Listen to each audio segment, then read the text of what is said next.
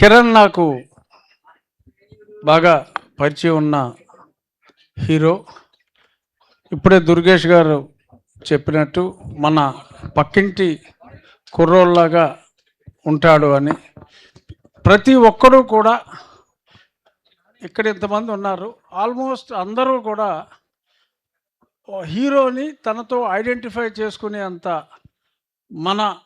మనలాగా, అంటే ఒక హీరో అంటే ఏదో పెద్ద 6 ప్యాక్లు 8 ప్యాక్లు ఇటువంటివి ఏమీ లేకుండా సాదాసీదాగా ఉండే మనలాంటి, అంటే నాలా కాదులే, అలా కొంచెం సన్నగా ఉండే వాళ్ళలాగా ఉండే ఒక కామన్ మ్యాన్ లాగా ఉండే వ్యక్తి.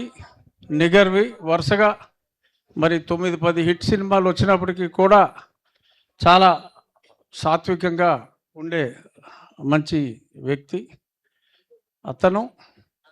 అంటే మన తెలుగు అబ్బాయి, మన తెలుగు అమ్మాయి శ్రీగౌరి, చాలామంది అంత చక్కటి పేర్లుంటే ఏయో పిచ్చి పిచ్చిగా పేర్లు మార్చుకుంటూ ఉంటారు హీరోయిన్లు.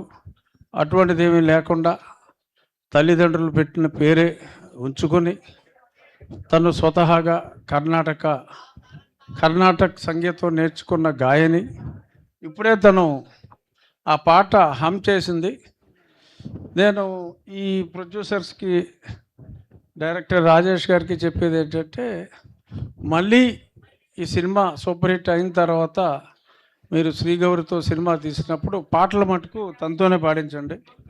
ఒరిజినల్ సింగర్ కన్నా కూడా చాలా బాగా పాడినట్టు నాకు అనిపించింది. అమ్మాయి హమ్ చేసినప్పుడు చక్కగా పాడింది. ఇంకా ఈ సభకు ముఖ్య అతిథిగా విచ్చేసిన నా ప్రియ మిత్రులు దుర్గేష్ గారికి, సందీప్కి, ముఖ్యంగా నిర్మాతలు ఎస్కేఎన్ గారు,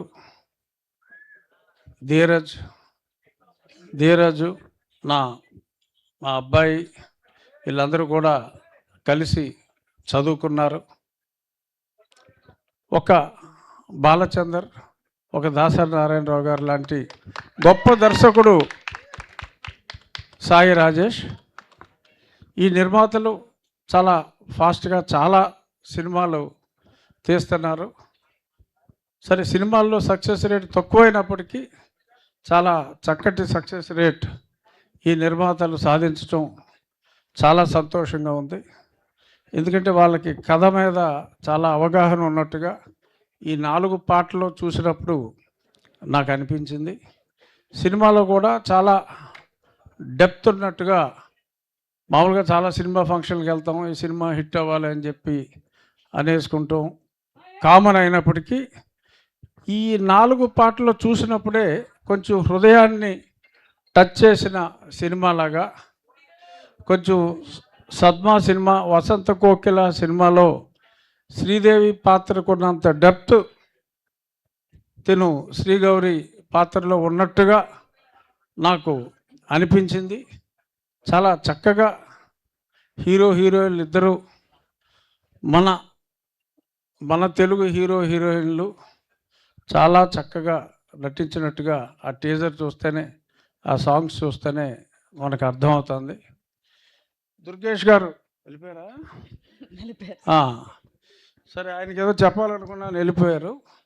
ఎందుకంటే సరే, మామూలుగా మేము పొలిటీషియన్లు చెప్తూ ఉంటాం, ఏది కావాలంటే అది ఇచ్చేస్తాం, అది ఇది అని. కానీ ఒక సినిమా, ఇదే సినిమా సపోజ్ ఒక 10 కోట్లు అయింది అనుకోండి, ఊరికి ఎగ్జాంపుల్ చెప్తున్నా, 10 అయ్యుండొచ్చు, 20 అయ్యుండొచ్చు, అంతే.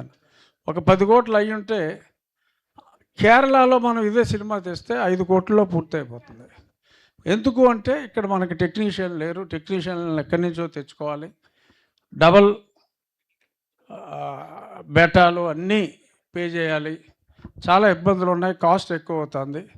సో అందుకని ఇన్ఫ్రాస్ట్రక్చర్ క్రియేట్ చేయాలి. ఎవరో స్టూడియో కడితే సరిపోదు, మొత్తం టెక్నీషియన్లు అందరికీ ఒక హౌసింగ్ కాలనీ ఇచ్చి వాళ్ళందరికీ ఇక్కడికి ఉండేలాగా ఏర్పాట్లు చేసి, మ్యూజిషియన్స్ని కానీ లేకపోతే ఆల్ డిపార్ట్మెంట్స్ 24 క్రాఫ్ట్స్ వాళ్ళకి ఒక కాలనీ ఏర్పాటు చేసి ఇన్ఫ్రాస్ట్రక్చర్ ఇస్తే సినిమా కాస్ట్ బాగా తగ్గి మరిన్ని మంచి సినిమాలు ఇక్కడ రావడానికి ఉంటుంది కాబట్టి ఆ దిశగా ఎంకరేజ్ చేయాలి అని చెప్పి పవన్ కళ్యాణ్ గారిని కూడా రిక్వెస్ట్ చేసి, ఎందుకంటే ఏదన్నా ఫాస్ట్గా చేయాలి అంటే సినిమా గురించి ఆయనకి పూర్తి అవగాహన ఉంది కాబట్టి ఈ ప్రొడ్యూసర్స్ మళ్ళీ ఇలాంటి ప్రొడ్యూసర్స్ ఎక్కువ సినిమాలు ఆంధ్రాలోనే తీయాలి అంటే కాస్ట్ ఎక్కువ అవుతుంది వీళ్ళందరికీ. అయినా సరే రాష్ట్రం మీద మమకారం కావచ్చు, లొకేషన్ వాళ్ళు కావచ్చు, ఇక్కడ తీస్తున్నారు. వాళ్ళకి అత్యంత సహకారం పవన్ కళ్యాణ్ గారు అందించాలని మనస్ఫూర్తిగా కోరుకుంటూ 24th జూలై మళ్ళీ ఇక్కడ ఉన్న వాళ్ళందరూ ఖచ్చితంగా ఇదే థియేటర్లో ఈ సినిమా చూస్తారు. ఇందాక అందరూ నేను బెజవాడోని అంటున్నారు. వాళ్ళు బెజవాడోళ్ళు అవునో కాదో నాకు తెలియదు, కానీ నేను మటుకు పక్కా బెజవాడోని. నేను పుట్టింది పెరిగింది అంతా ఇక్కడే చదువుకున్నాను. ఇంటర్మీడియట్ వరకు లైలాలో చదువుకున్నాను. విజయవాడలో శిరీష్ రాజు గారు నా తాతగారు. నేను పుట్టింది పెరిగింది అంతా నేను పక్కా బెజవాడోని. ఇదే థియేటర్లో సింహాసనం సినిమా కూడా నా చిన్నప్పుడు నేను చూసిన వాడిని. ఈ థియేటర్లో ఈ సినిమా చాలా బాగా సూపర్ హిట్ అవ్వాలని కోరుకుంటూ కిరణ్ అండ్ శ్రీ గౌరీ మరిన్ని మంచి సూపర్ హిట్ సినిమాల్లో యాక్ట్ చేయాలని మనస్ఫూర్తిగా కోరుకుంటూ all the best to your entire team. Thank you very much.